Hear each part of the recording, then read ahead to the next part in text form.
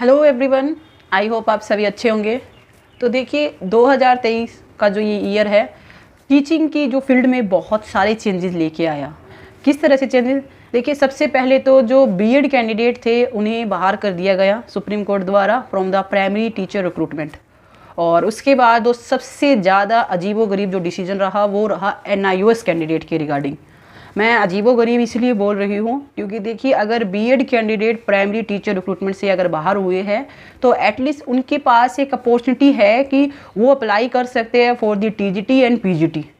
पर NIOS candidate के regarding जो डिसीजन लिया गया है सुप्रीम कोर्ट द्वारा, उसके बाद तो जो NIOS की डिग्री है एक कागज़ का टुकड़ा बन चुकी है कैंडिडेट के लिए।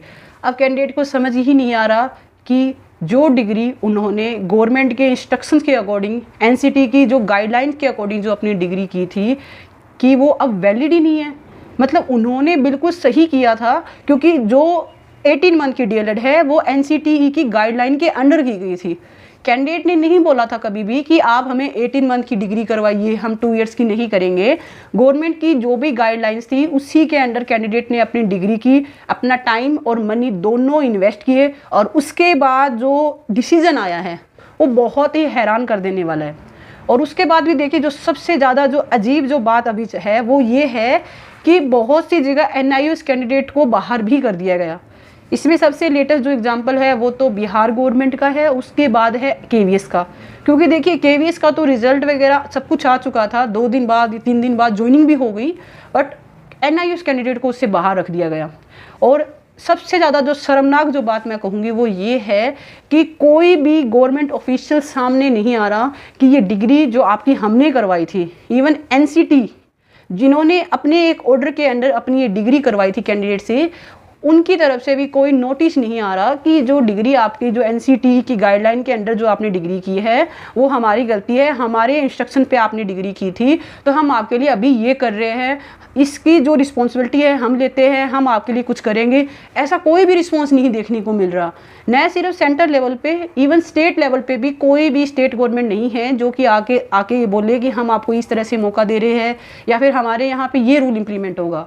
और इसी को लेकर सबसे ज़्यादा जो प्रॉब्लम फेस कर रहे हैं कैंडिडेट कि NIOS की डिग्री में कौन तो वैलिड है, कौन वैलिड नहीं है, और जो वैलिड है उनकी क्या कंडीशन है, और जिनको इनवैलिड मान दिया गया है उनके लिए आगे क्या किया जा रहा है। क्योंकि गलत नहीं है कैंडिडेट, डिग्री जो की गई है NCT की गाइडलाइन के अंडर की गई है।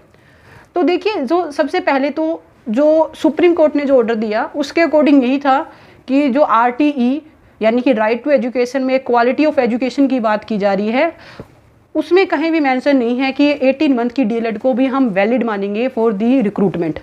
और इसी वजह से जो DLED के कैंडिडेट है जिन्होंने NIOS से पास आउट किए हैं उन्हें रिक्रूटमेंट से बाहर कर दिया गया। तो अब बात आ जाती है, क्या सभी कैंडिडेट जिन्होंने NIOS से अपनी DLED की है वो सभी कैंडिडेट रिक्रूटमेंट से बाहर हो चुके हैं? और अगर कोई ऐसी कंडीशन है जिसके अंडर NIOS कैंडिडेट को एलिजिबल माना जा रहा है तो वो कंडीशन क्या है?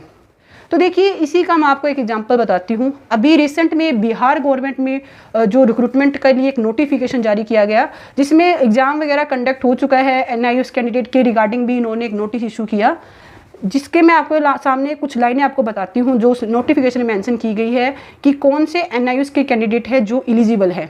तो मैं आपको सबसे पहले लाइनें जो भी यहाँ पे मेंशन की गई है वो आपको पढ़ के बताती हूँ और उनका मीनिंग आपको क्लियर करती हूँ। उसके बाद आपको क्लियरली आइडिया लग जाएगा कि NIOS के सभी कैंडिडेट बाहर नहीं हुए हैं। अभी भी बहुत से कैंडिडेट हैं जो कि NIOS की जिनकी डिग्री है और वो फुली एलिजिबल है।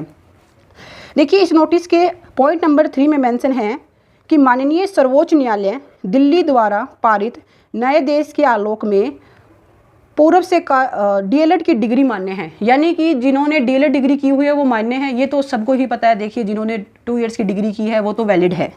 अब इसके बाद है अप्रशिक्षित प्रारंभिक शिक्षक जो कि दिनांक 10/8/17 के पूर्व से कार्यरत है, उनकी 18 माह की DLED डिग्री मान्य होगी। यानी कि अनट्रेन टीचर, देखिए NIOS से वही टीचर या फिर वही कैंडिडेट मोस्टली मिलेंगे आपको जो कि अनट्रेन टीचर है, यानी जो कहीं टीच कर रहे थे बट उनके पास जो एक मिनिमम एजुकेशन क्वालिफिकेशन थी वो नहीं थी। तो 18 मंथ की जो डीएलएड डिग्री है उन्हीं कैंडिडेट के लिए स्टार्ट की गई थी। तो इस नोटिफिकेशन के अंदर बिल्कुल साफ क्लियरली बोला गया है कि जिन भी कैंडिडेट ने 10 अगस्त 2017 तक अपनी NIOS से अपनी डिग्री जो की है 18 मंथ की, और वो इस डेट तक कहीं टीच कर रहे थे, तो उन सभी कैंडिडेट को वैलिड माना गया है फॉर दी रिक्रूटमेंट। यानी कि 10 अगस्त 2017 तक अगर आप टीच कर रहे थे और तब आपने अपनी NIOS की डिग्री कंप्लीट की है 18 मंथ की, तो आप फुल्ली एलिजिबल हो। और ये देखिए NCT की गाइडलाइन के अंडर ही किया जा रहा है कि 10 अगस्त 2017 की डेट रखी गई है कि अगर आप इससे पहले टीच कर रहे थे या फिर इस टाइम पीरियड में टीच कर रहे थे, आप फुल्ली एलिजिबल हो। तो ये तो आई होप ये आपका डाउट क्लियर हो चुका होगा कि NIOS के सभी कैंडिडेट बाहर नहीं हुए हैं। वैसे तो देखिए इसके लिए अभी भी काफ़ी ऐसी स्टेट्स गवर्नमेंट है जिन्होंने नोटिफिकेशन इशू नहीं किया है, काफ़ी क्या मोस्टली स्टेट गवर्नमेंट्स ही है जिन्होंने अभी तक कोई भी नोटिस इशू नहीं किया है, चाहे वो पंजाब हो, हरियाणा हो, राजस्थान हो, हिमाचल प्रदेश हो, या फिर बहुत सारी ऐसी स्टेट्स है जहाँ पे ऑफिशियली कोई भी नोटिस इशू नहीं किया गया है। और जो मैं खुद मानती हूँ कि बहुत गलत है। कैंडिडेट इतने परेशान हैं और डिपार्टमेंट की तरफ से एक नोटिस तक इशू नहीं किया जा रहा कि हम किसे तो एलिजिबल मानेंगे किसे नहीं। ये बहुत शर्मनाक है क्योंकि कैंडिडेट परेशान है इस टाइम, उन्हें नहीं समझ आ रहा कि वो क्या करे क्या ना करे। बट आई होप कि ये जो मैंने आपको बताया है इसके बाद अब आपको ये तो क्लियर हो चुका होगा कि अगर आप ये कंडीशन पूरी करते हो तो आप फुल्ली एलिजिबल हो। तो अब बात आ जाती है उन कैंडिडेट की जिन्होंने जो ये क्वालिफिकेशन या फिर जो ये रिक्वायरमेंट है कंप्लीट नहीं कर पा रहे, तो क्या वो रिक्रूटमेंट से बाहर हो जाएंगे? तो देखिए ऐसा नहीं है, अभी भी आपके लिए ऑप्शन है अवेलेबल। क्योंकि ये देखिए आपको पता होगा कि NIOS के 1-2 लाख नहीं, अप्रोक्सीमेट 14 लाख कैंडिडेट है, जिसमें सबसे ज़्यादा यूपी, बिहार, पंजाब, मणिपुर, इन स्टेट में सबसे ज़्यादा कैंडिडेट है। और ऐसा नहीं है कि सिर्फ इन्हीं में है, ऑलमोस्ट सभी स्टेट्स में जो NIOS के पास आउट कैंडिडेट है जिन्होंने 18 मंथ की DLED की है, तो सभी स्टेट्स में कैंडिडेट है। इतने लाखों कैंडिडेट का जो फ्यूचर है वो इस तरह से गवर्नमेंट दाव पे नहीं लगा सकती।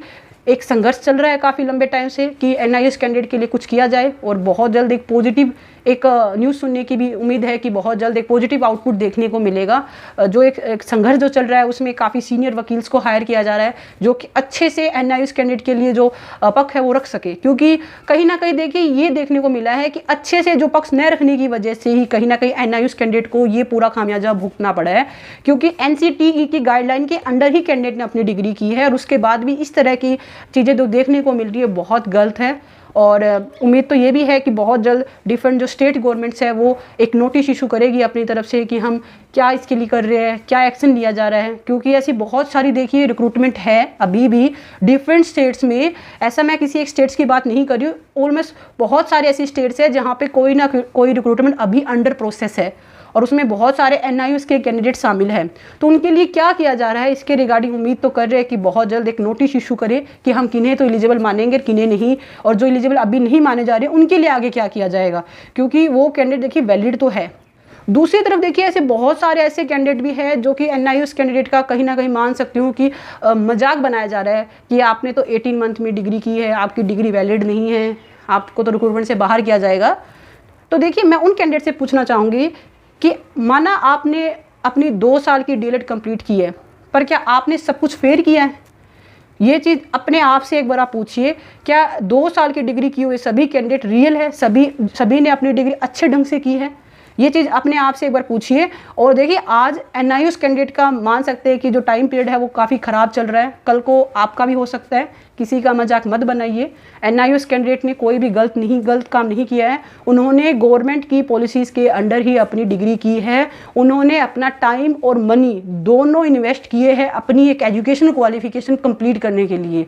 क्योंकि ये कैंडिडेट वो है जो कि गवर्नमेंट ने जिन्हें बोला था कि आप डिग्री कीजिए, और कमियां सिर्फ ये रही कि आज वही गवर्नमेंट पीछे हट चुकी है कहीं ना कहीं कैंडिडेट के, जो अभी जो पूरा जो कोर्ट का जो सिनेरियो रहा है उसमें, इसी वजह से ये आज दिन देखने को मिल रहा है कैंडिडेट को। बाकी देखिए मैं आपसे एक बात बोलूँगी कि आपको बिल्कुल डिमोटिवेट नहीं होना है, क्योंकि एक अच्छे से संघर्ष की जो तैयारी की जा रही है NIOS कैंडिडेट के लिए, उसको देख के यही अभी तक उम्मीद लगाई जा रही है कि बहुत जल्द एक पॉजिटिव आउटपुट देखने को मिलेगा और NIOS के कैंडिडेट को भी रिक्रूटमेंट में शामिल किया जाएगा। तब तक के लिए आप पेशेंस रखिए और दुआ कीजिए कि आपकी जीत हो, और हम सब भी आपके लिए दुआ करेंगे कि NIOS कैंडिडेट फाइनली रिक्रूटमेंट में शामिल हो। और देखिए, ये मैंने आपके साथ जो ऑफिशियल जो अभी तक जो अपडेट रही है वो मैंने आपके साथ शेयर की है कि अभी तक NIOS कैंडिडेट के लिए किया जा रहा है। अगर देखिए आपको लगा कि इस वीडियो से देखने से आपको एक मोटिवेशन मिला है, आपको एक अच्छी इन्फॉर्मेशन आपके साथ शेयर की गई है, तो इस चैनल को सब्सक्राइब जरूर करें और इस वीडियो को अपने उन सभी दोस्तों के साथ शेयर किए जो कि NIOS से पास आउट है, क्योंकि NIOS कैंडिडेट के लिए देखिए इस टाइम कहीं ना कहीं एक डिप्रेसिंग टाइम पीरियड चल रहा है कैंडिडेट के लिए। कैंडिडेट को समझ नहीं आ रहा कि वो एलिजिबल है या नहीं है। आई होप ये वीडियो देखने के बाद आपको एटलीस्ट एलिजिबिलिटी क्राइटेरिया का आइडिया लग चुका होगा कि कौन कौन कैंडिडेट है जो एलिजिबल होंगे। आई होप ये वीडियो आपके लिए इन्फॉर्मेटिव रही। अगर वीडियो अच्छी लगी तो चैनल को सब्सक्राइब जरूर करें। Wish you all the best. Thank you.